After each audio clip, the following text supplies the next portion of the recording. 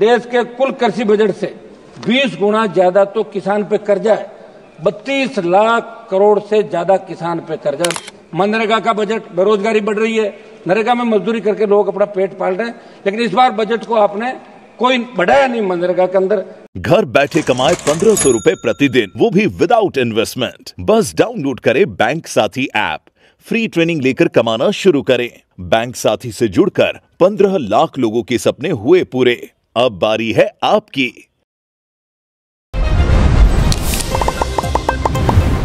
सभापति महोदय, आम बजट जब तैयार हुआ तो जब आम बजट आने वाला तो राजस्थान को इस बात बहुत बड़ी उम्मीद थी।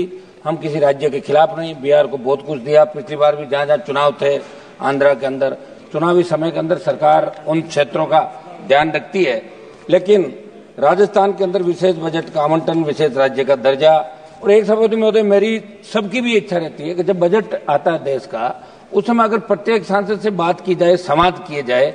कोई जरूरी नहीं कि आप सांसद की बात माने, लेकिन अगर संवाद किए जाए उसके बाद अगर देश का बजट है तो निश्चित रूप से बहुत अच्छा बजट देश के अंदर आ सके। नई पहल मोदी जी को करनी चाहिए, हर मामले में नई पहल की बात करते हैं। आंकड़ों के माया जाल के अंदर उलझा के रख देना और फिर उसी तरह के हालात दिन ब दिन बढ़ते जाना। हाल ही के वर्षों में सूखा, बाढ़, ओलावृष्टि, अतिवृष्टि, चक्रवात जैसी आपदाओं की संख्या बढ़ी, लेकिन सरकार ने किसानों को राहत देने के बजाय उनका बीमा कवर घटा दिया। सभापति महोदय, लागत बढ़ने और उचित समर्थन मूल्य न मिलने के कारण किसान पहले से ही संकट में है और इस बजट में भी उनकी समस्याओं का समाधान नहीं किया गया।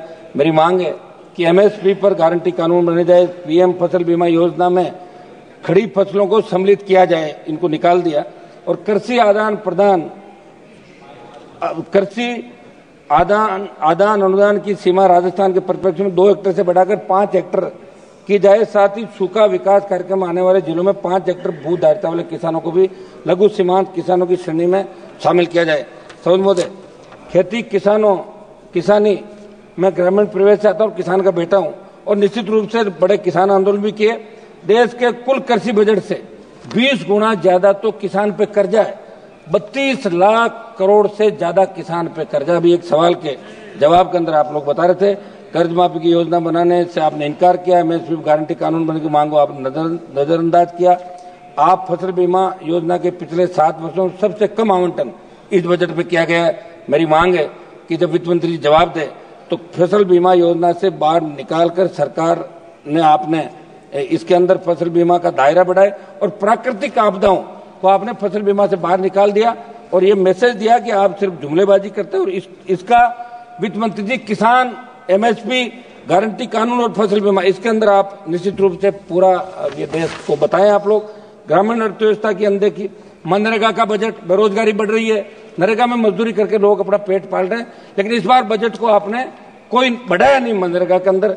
तो मनरेगा का बजट भी आप बढ़ाएं, क्योंकि ग्रामीण अर्थव्यवस्था मनरेगा के ऊपर ही टिकी हुई है। सभापति महोदय, स्वास्थ्य क्षेत्र की अनदेखी, कोविड के बाद जिस तरह के हालात देश के अंदर बने थे, ये भारत का स्वास्थ्य बजट जीडीपी का मात्र 3.3%, जबकि वैश्विक मानक 5.6% का होता है। ग्रामीण इलाकों में प्राथमिक स्वच्छता केंद्रों की स्थिति दयनीय है। इस दिशा में कोई नई योजना लाई जाए।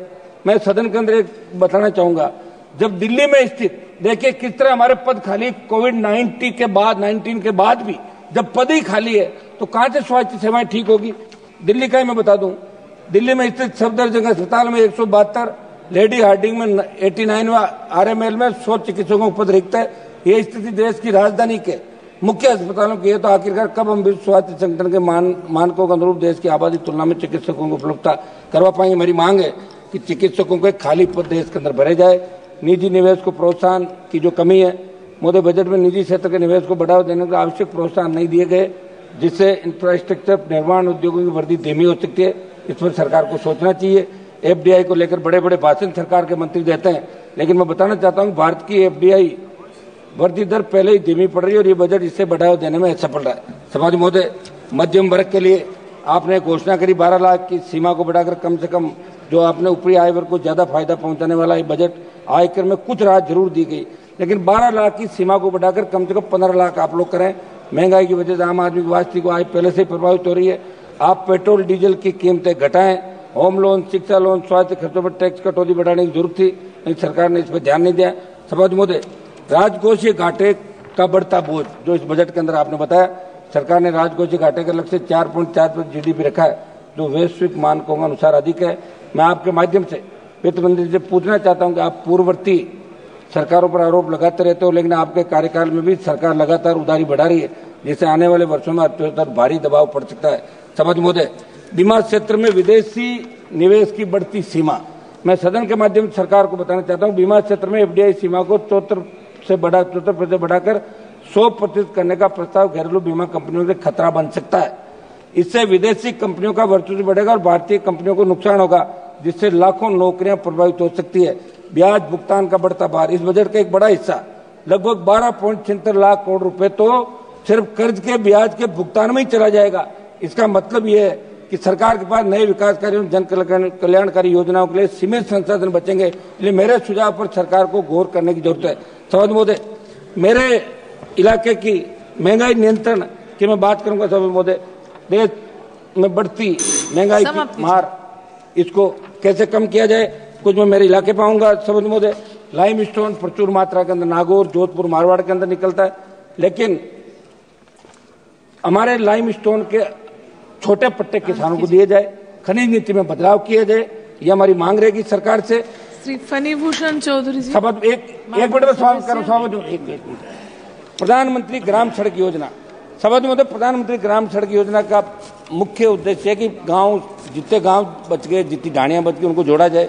अभी आपने 2011 की जनगणना हुई, उसके बाद से अब तक नई ढाणियों का विस्तार 250 के स्थान पर हम चाहते हैं 50 या 100 की आबादी वाली ढाणियों को भी इस योजना के अंतर्गत आमंत्रित करने का प्रावधान लाया जाए, ताकि ढाणियों में रहने वाले लोगों को भी सुलभ यातायात का लाभ मिल सके। मरुस्थलीय क्षेत्र में 50 की आबादी वाली सैकड़ों ढाणियां मेरे संसदीय क्षेत्र नागौर, हजारों ढाणियां पश्चिम राजस्थान के अंदर है। सभापति महोदय, मैं इतना ही चाहूंगा कि जब वित्त मंत्री जी बजट पे अपना रिप्लाई दे तो नौजवानों को कौन से आप जितने पद खाली उनके बारे में क्या कर रहे हो, महंगाई किस तरह आप एक मिनट, महंगाई किस तरह आप घटा रहे हो, किस तरह